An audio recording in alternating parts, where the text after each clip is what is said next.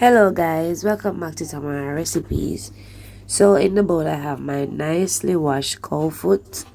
To that I added some meat seasoning, some black pepper.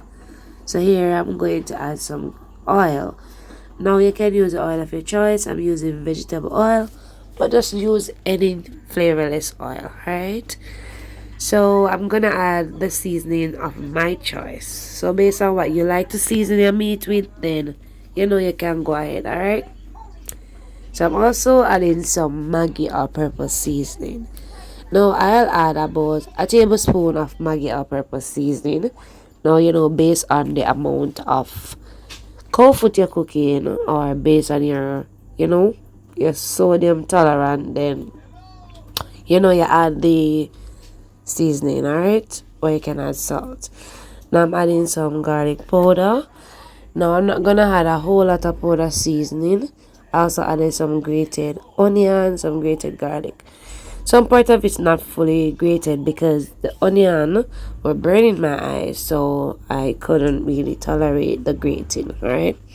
But if you can tolerate it, then the grated onion and garlic give your cow foot or any food at all you're making that nice flavor. Okay, so let's use a nice clean hands, give it a nice mix, and you want to ensure that all pieces are nicely seasoned. I didn't add salt to mine because the all-purpose seasoning is salty, and the meat season I use is also salty. Alright, so any season at all you want to add, then go ahead. Alright guys,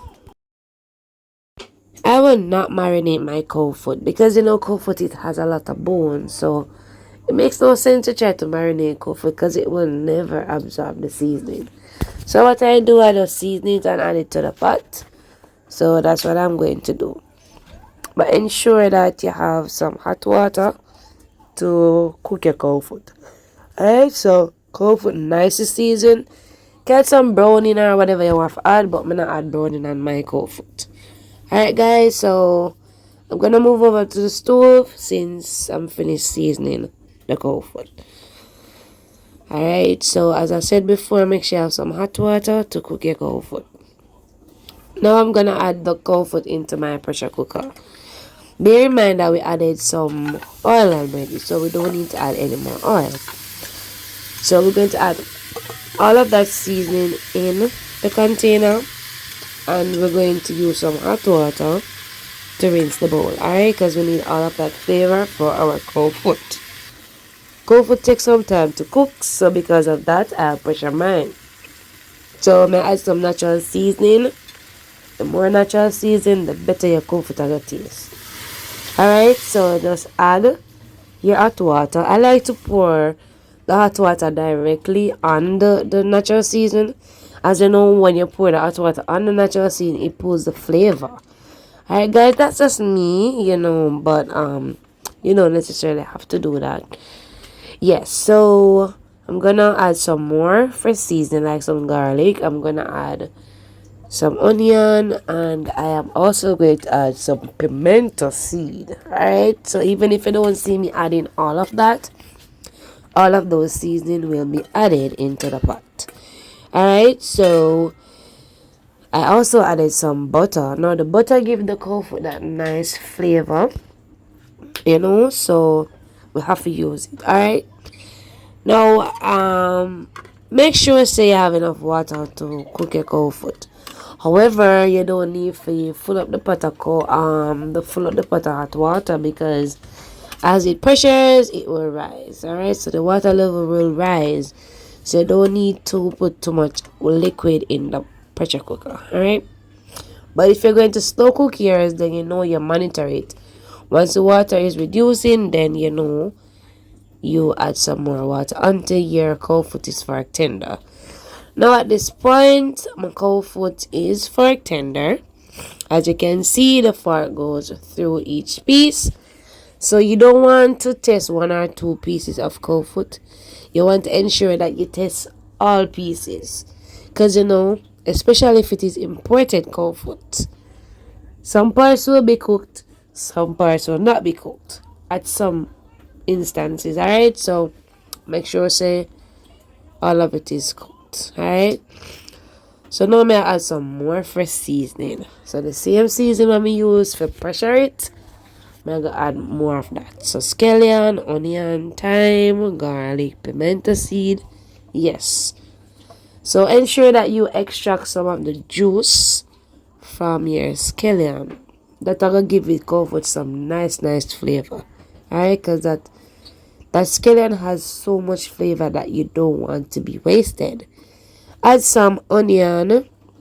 If you have the red onion, I can use it, but I normally use, I don't know if you call it yellow onion or the white onion, whichever one. Yeah.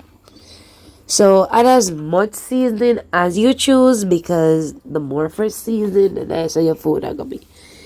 Now I'm not gonna add any more powdered seasoning to the cold food, because remember I added enough when I was seasoning it. Alright. So taste your cold food though, guys, because my taste bud different from yours. So if you feel like you need more, why not?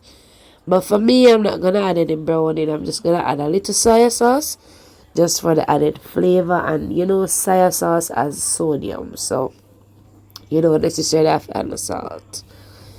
So I'm adding some pimento seed, because you add your seasoning as you go along, as I said. Now, if you want yours to be darker than that, then you can add, based on how it tastes. If you feel like it has enough sodium, then what you could do is to just add a little browning. But I don't normally add browning in my cold food, because I don't like when it brown. So that's just me, y'all. What if you're different, then cook it the way that suits you. Alright? So I allow it to cook down.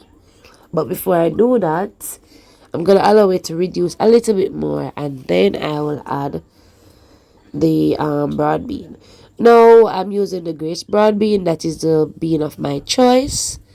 But what if you choose another brand, then, your choice is different from mine.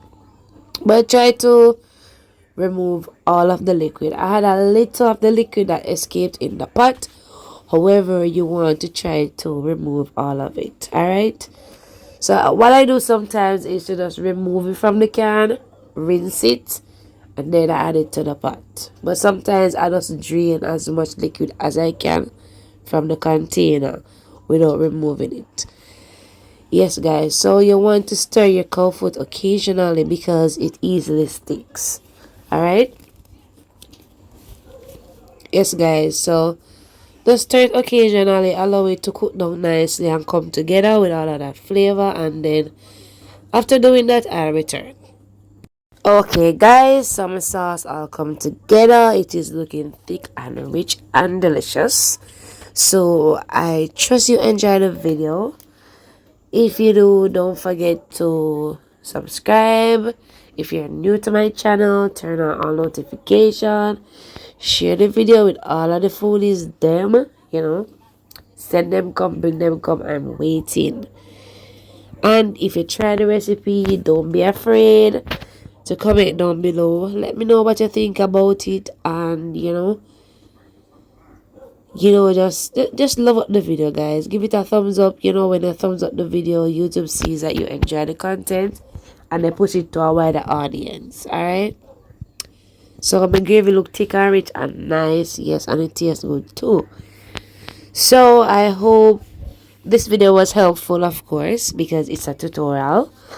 And I hope that you will come back again, support my channel. And yeah, this is end product.